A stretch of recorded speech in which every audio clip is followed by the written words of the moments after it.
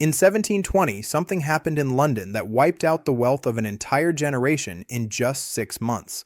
The most sophisticated investors in the world, including members of parliament, scientists, and even Isaac Newton himself, lost everything they owned. Not because of a war, not because of a plague, but because of a collective delusion that had gripped an entire nation. They called it the South Sea Bubble, and when it burst, it destroyed fortunes, ruined lives, and set off a financial catastrophe that took decades to recover from. Isaac Newton himself lost over £20,000, an amount worth millions today. When asked about it later, he said, "I can calculate the movement of stars, but not the madness of men."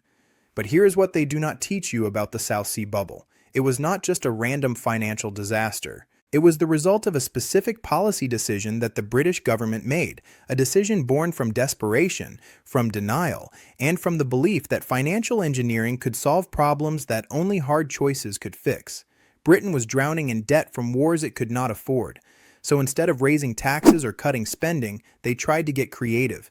They turned to financial wizards who promised a painless solution, a way to make the debt disappear without anyone having to sacrifice anything.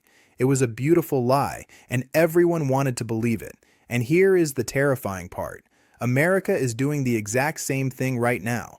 Not with one company, but with something far more dangerous. And when this bubble bursts, the South Sea collapse will look like a minor inconvenience by comparison. If you want to understand where America is headed, subscribe right now, because by the end of this video, you will never look at our economy the same way again.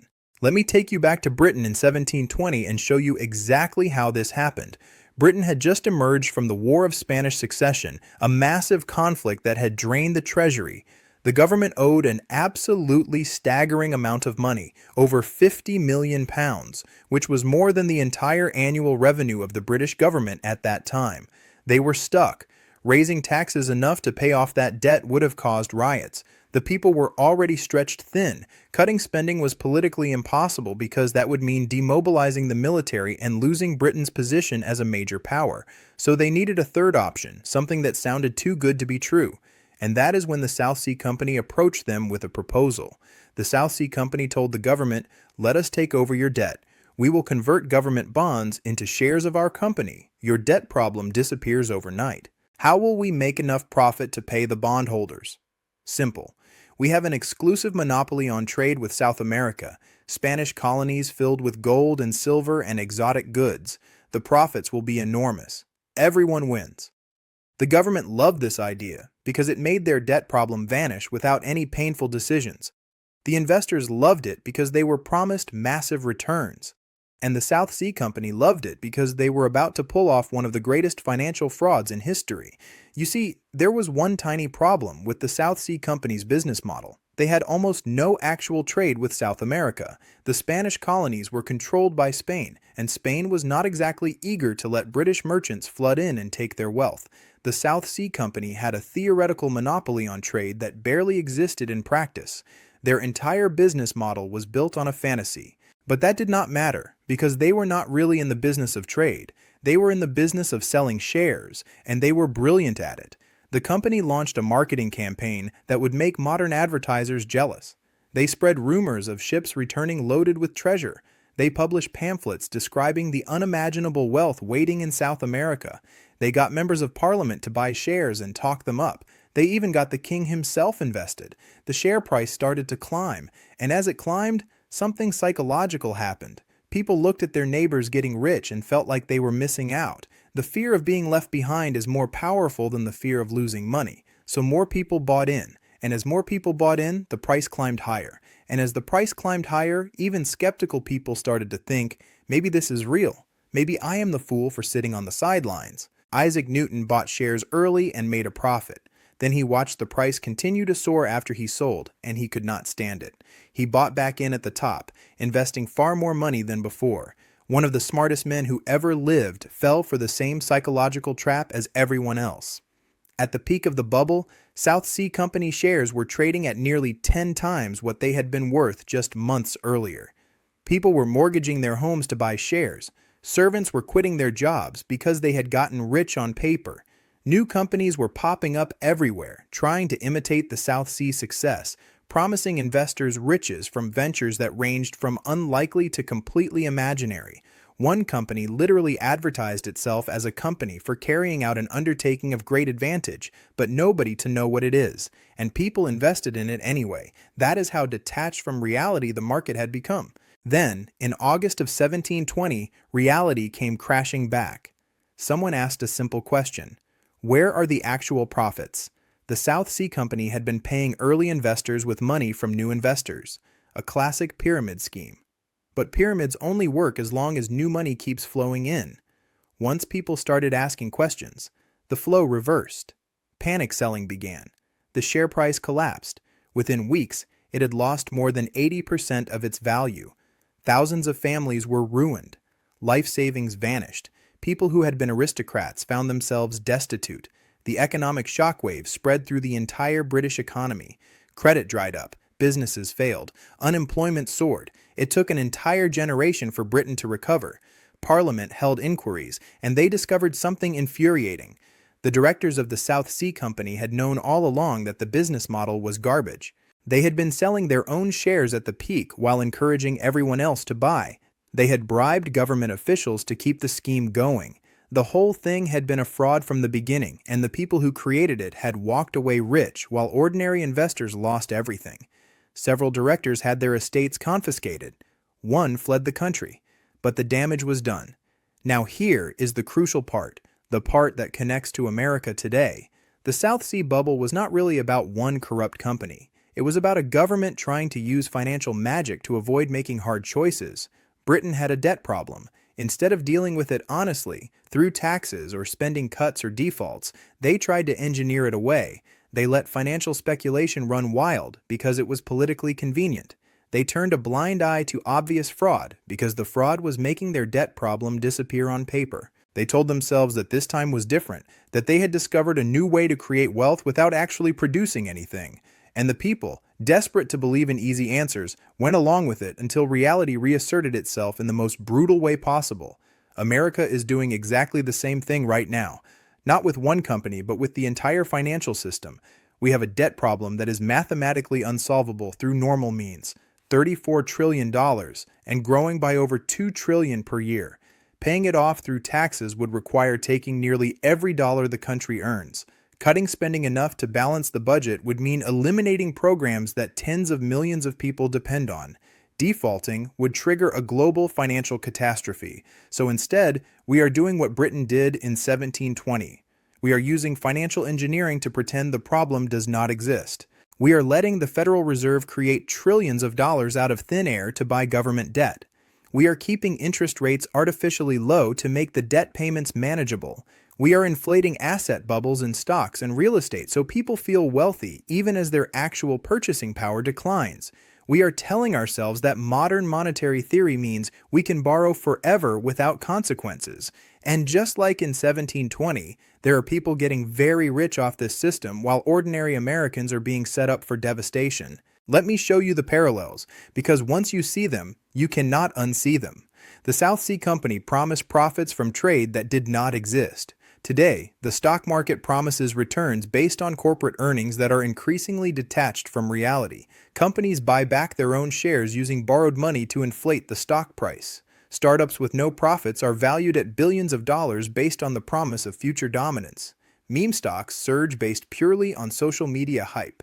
Just like in 1720, the market has become detached from underlying economic reality. It is a bubble sustained by new money flowing in, and the new money is coming from the Federal Reserve printing trillions of dollars. In 1720, early investors were paid with money from new investors. Today, the entire government bond market works the same way. We pay the interest on old debt by issuing new debt. We roll over maturing bonds by selling new bonds. It is a pyramid that only works as long as investors keep buying, and they only keep buying because they believe America will never default, that the dollar will always be valuable, that this can go on forever. In 1720, the government was complicit because the bubble solved their political problem. Today, the Federal Reserve is complicit because the bubble is the only thing preventing a complete collapse. If the Fed stopped buying government bonds, interest rates would spike. If interest rates spiked, the government could not afford the debt payments. If the government could not afford the debt payments, they would have to make the hard choices they have been avoiding for decades. So the Fed keeps the bubble inflated, keeps the money printer running, keeps pretending this is sustainable. In 1720, smart people like Isaac Newton fell for it because everyone around them was getting rich. Today, smart people are falling for it for the same reason. Financial advisors tell their clients that stocks only go up. Real estate agents say home prices never fall. Economists say inflation is transitory, then say it is under control, then say it is actually good for you. Everyone has an incentive to keep the bubble going because their wealth, their jobs, their status depends on it. In 1720, new companies popped up with absurd business models, and people invested anyway. Today we have SPACs, special purpose acquisition companies that raise billions of dollars before they even have a business plan. We have cryptocurrency projects that promise to revolutionize everything but produce nothing. We have NFTs selling for millions of dollars. We have the same speculative mania, the same get-rich-quick fever, the same willingness to believe in magic. But the biggest parallel is this. In 1720, everyone knew something was wrong, but nobody wanted to be the one to say it out loud. Speaking against the South Sea Company was seen as unpatriotic, as talking down Britain's economy. Skeptics were mocked as bitter people who missed out on the profits. The social pressure to go along with the delusion was immense. Today, questioning the sustainability of American debt is treated the same way. Say that the dollar might lose its reserve status, and you are called a conspiracy theorist. Say that the stock market is overvalued, and you are told you do not understand economics. Say that this level of money printing will end badly, and you are accused of rooting for America to fail. The social pressure to believe in the system is overwhelming, but belief does not change math. The South Sea bubble did not collapse because people stopped believing. It collapsed because the underlying business model was impossible. No amount of hype could create trade routes that did not exist. No amount of marketing could turn a fraud into a legitimate enterprise. Reality has a way of asserting itself, no matter how many people want to deny it. America's bubble will not collapse because people stop believing either. It will collapse because the underlying math is impossible. You cannot borrow trillions more than you earn forever. You cannot print unlimited money without destroying its value. You cannot consume more than you produce indefinitely. These are not political opinions. These are mathematical facts. The only question is when reality reasserts itself and how brutal that reassertion will be. Now let me tell you what the collapse looked like in 1720 and why the American version will be so much worse. When the South Sea bubble burst, it happened fast. Within a matter of weeks, people went from feeling wealthy to being destitute. But the damage was contained to Britain and to financial assets. Most people in 1720 Britain were not invested in the stock market. They were farmers, laborers, craftsmen. Their lives got harder because of the economic depression that followed, but they did not lose everything overnight. Today, everyone is exposed. Your retirement account is in the stock market. Your home value depends on the real estate bubble. Your job depends on companies that are loaded with debt. Your savings are in a currency that is being devalued by money printing. When this bubble bursts, there is no safe corner to hide in. In 1720, the collapse was painful, but people still had gold and silver as a store of value. Money meant something tangible. Today, we live in a purely fiat currency system. The dollar is backed by nothing except trust in the government. When that trust breaks, when people realize the emperor has no clothes, the entire monetary system is at risk. In 1720, Britain was one country with one bubble. Today, the bubble is global. The dollar is the world's reserve currency. American debt is held by central banks across the planet. The Federal Reserve's policies affect every economy on Earth. When the American bubble bursts, it will not be a local crisis. It will be a global catastrophe that makes 2008 look like a dress rehearsal. Here is what I think the trigger will be. In 1720, the trigger was someone asking, "Where are the actual profits?" The moment people demanded evidence of real value, the illusion shattered. For America, the trigger will be similar. It will be the moment when the world asks, "Why are we still accepting dollars for real goods? Why are we holding treasury bonds that pay less interest than inflation? Why are we funding America's consumption with our production?" That moment might come from a geopolitical event. Maybe China decides it no longer needs to hold $1 trillion in U.S. Treasury bonds and starts selling. Maybe oil-producing nations get tired of being paid in a currency that loses value every year and demand payment in something else. Maybe a major trading partner says, "We will trade with you, but not in dollars anymore," or the trigger might be domestic. Maybe a debt ceiling fight goes too far, and for the first time, America actually defaults on a payment. Maybe inflation gets so bad that the Fed has to choose between killing the economy with high interest rates or killing the currency with continued money printing. Maybe a crisis hits and the government tries to print another few trillion dollars, and this time, the market says no. When that trigger comes, the collapse will be swift. Not because of a conspiracy, not because of a deliberate attack, but because bubbles, once they start deflating, cannot be stopped. People will rush for the exits. Foreign central banks will dump their treasury bonds. The dollar will plunge in value. Interest rates will spike. The stock market will crash. Housing prices will collapse. And just like in 1720, the people who created this mess will have already moved their wealth to safety, while ordinary Americans watch their savings evaporate. I know this sounds extreme. I know it sounds like doom and gloom, but I am not making predictions. I am reading history. This exact pattern has played out dozens of times across different countries in different centuries. Governments get into unsustainable debt. They try to use financial tricks to avoid hard choices.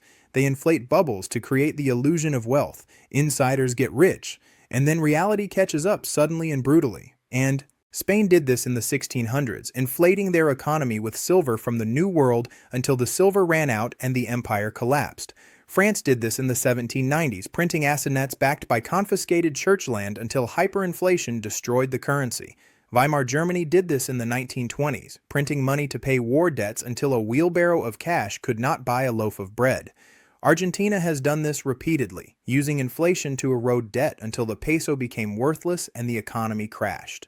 Zimbabwe did this in the 2000s, printing $100 trillion notes while the economy disintegrated. Every single time, the people in charge said, "This time is different. We are more sophisticated now. We have better economists. We have learned from past mistakes." And every single time, the result was the same: financial devastation for ordinary people while the elites walked away unscathed. Let me tell you the most important lesson from the South Sea bubble, the one that really matters. After the crash, the British government held inquiries and trials. They punished some of the directors. They passed laws to prevent future bubbles, laws that were completely ignored the next time around. But they never addressed the real problem. The real problem was not the South Sea Company. The real problem was that Britain had made promises it could not keep, borrowed money it could not repay, and tried to use financial engineering to avoid facing reality. The South Sea bubble was just a symptom of that deeper disease. And because Britain never cured the disease, just treated the symptom, the same pattern kept repeating. More bubbles, more crashes, more devastation, all the way through to the eventual loss of reserve currency status that we talked about at the beginning. America is making the same mistake. We are so focused on the symptoms, the stock market bubble, the housing bubble, the debt bubble. But we are not addressing the disease. The disease is that we consume more than we produce. We spend more than we earn. We borrow from the future to maintain a present that is not sustainable. We have made promises in the form of Social Security and Medicare and pensions and government services that we do not have the money to keep. And instead of making the hard choices to align our promises with our resources, we are using financial engineering to kick the can down the road. We are printing money, inflating bubbles, manipulating interest rates, all to avoid the pain of living within our means. This cannot work. It has never worked. It will not work this time either. But unlike Britain in 1720, we have something they did not have. We have the entire historical record of what happens when governments try this. We know how the story ends. We have no excuse for being surprised when the crash comes. The crash is not a possibility. It is an inevitability. The only variables are timing and severity. If we change course now, if we start making hard choices now, if we begin the painful process of aligning our spending with our actual productive capacity, we can manage the decline. We can have a controlled deflation of the bubble instead of a catastrophic burst. We can protect the most vulnerable and preserve the core functions of government while shedding the excess. It will be painful, but survivable. But if we keep pretending everything is fine, if we keep using financial magic to delay the reckoning, if we keep inflating the bubble because we are too afraid to let it deflate, then when it finally bursts, the devastation will be biblical. We are talking about a generation wiped out financially. We are talking about social unrest when people realize their retirements are gone. We are talking about a potential loss of reserve currency status that would immediately cut American living standards in half. We are talking about a collapse that could take decades to recover from, if we ever fully recover at all. I do not know if 2026 is the year it happens. Maybe we can keep the bubble inflated for another few years through sheer force of will and unlimited money printing, but every day we delay makes the eventual crash worse. Every $1 trillion we add to the debt makes the math more impossible. Every month we keep interest rates artificially low makes the asset bubbles bigger. Every time we choose short-term comfort over long-term sustainability, we make the future more painful. Britain in 1720 had an excuse. They were pioneering financial markets. They did not have centuries of bubble crashes to learn from. They genuinely thought they had discovered something new. We have no such excuse. We know exactly what we are doing. We know exactly where this leads. We are choosing to do it anyway because the alternative requires sacrifice, leadership, honesty, and courage. The South Sea bubble destroyed the wealth of a generation of British citizens, but Britain survived because it was not their whole economy, not their whole monetary system, not their whole way of life. It was one bubble in one sector. When America's bubble bursts, it will be all of those things. The stock market, the bond market, the housing market, the currency itself. Everything is inflated. Everything is interconnected. Everything will come down together. I am not telling you this to scare you into an action. I am telling you this to motivate you to prepare. You cannot stop the crash. You cannot fix the systemic problems. You cannot change government policy. But you can control your own situation. You can reduce your vulnerability. You can build your resilience. You can position yourself to survive what is coming and maybe even thrive in the world that emerges on the other side. The people who will suffer most are the ones who refuse to see it coming, who trust that the system will take care of them, who believe that America is too big to fail.